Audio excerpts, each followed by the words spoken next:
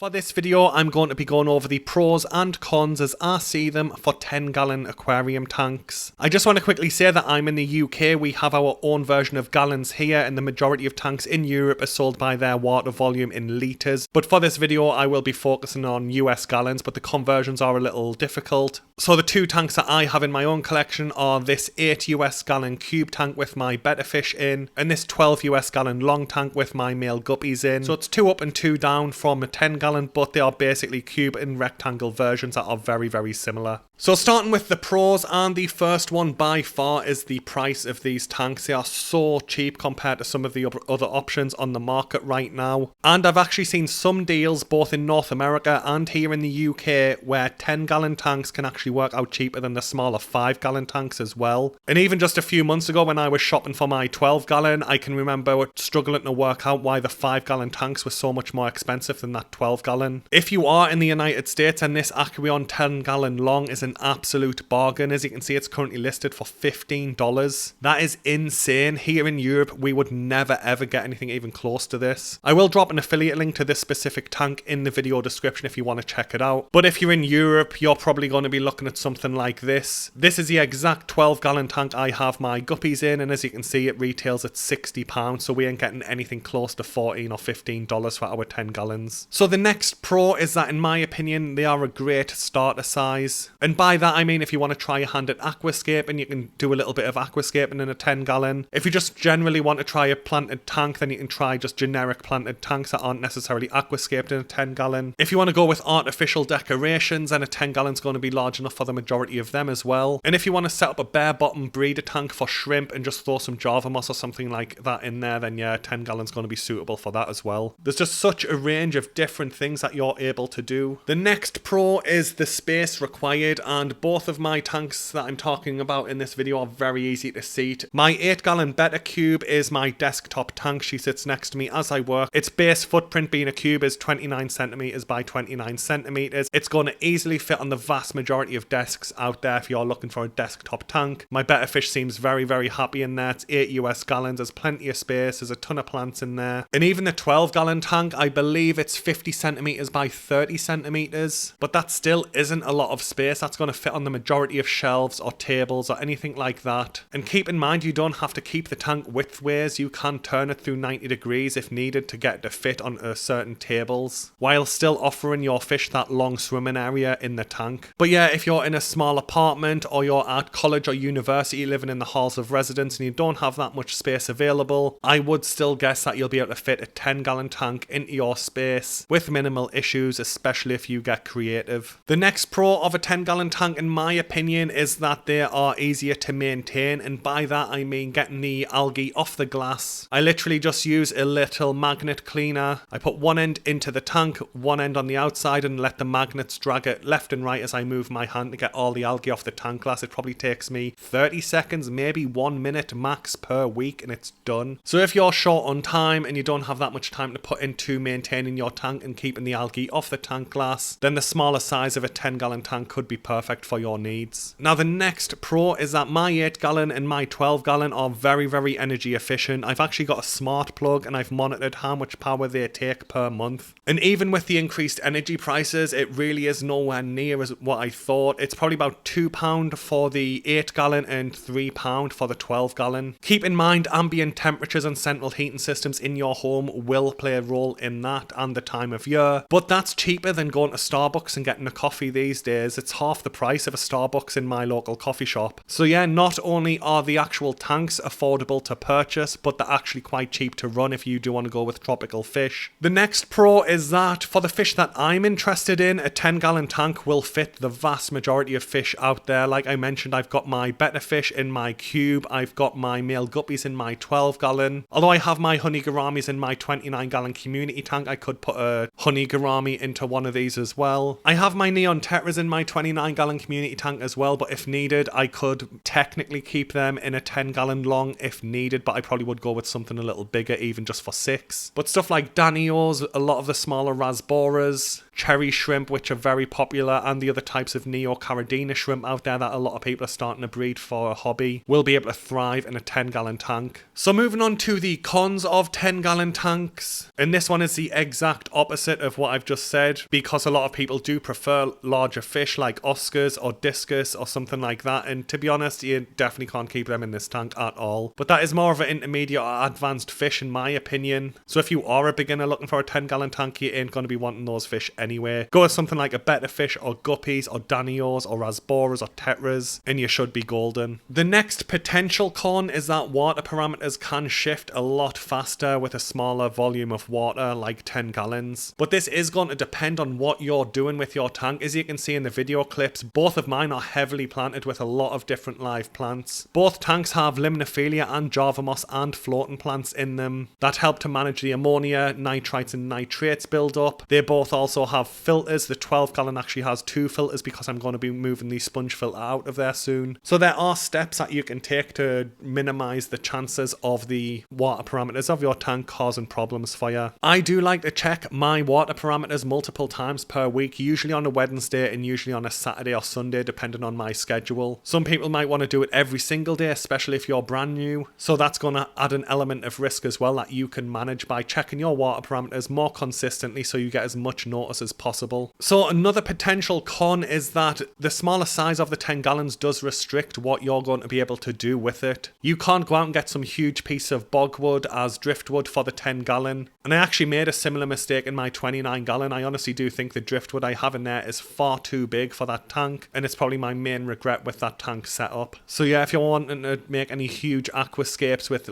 massive rocks or massive driftwood pieces, then yeah, 10 gallon probably ain't going to be for you. So the next con is definitely going to depend on what you're wanting to do, but there are some equipment limitations out there. For example, the lighting unit that I have on my 12 gallon and 29 gallon, there isn't one small enough to fit on my 8 gallon cube because of the footprint. It's just too small. I'm just using the stock light that came with my 8 gallon cube. It's perfect for what I need. So the next con is a little bit of a counter of one that I mentioned earlier about the maintenance. Depending on what you're doing, you may need to do water changes more frequently in a 10 gallon because, like I said, the smaller volume of water can foul quicker, especially if you're overfeeding and overstocking your tank. So try to keep your stocking levels in line if possible, and try and add some live plants. It doesn't have to be limnophilia that you can see in my tank. Something like Rotala or even Vallisneria or something like that might be able to help you manage your water parameters as well. Try and use something like Amazon Frogbit or Redroot Float to start helping you manage your nitrogen cycle. Get some Java moss or another fast or moderate grown moss in there as well. So if you start to do stuff like this, then your nitrogen cycle in your tank will become easier to manage, so you won't need to do as many water changes. So again, it's something where there's a lot of variables that you can take action on to reduce the risk of this con of 10 gallon tanks. Now thankfully my 8 gallon tank actually started as a dedicated shrimp tank, and my first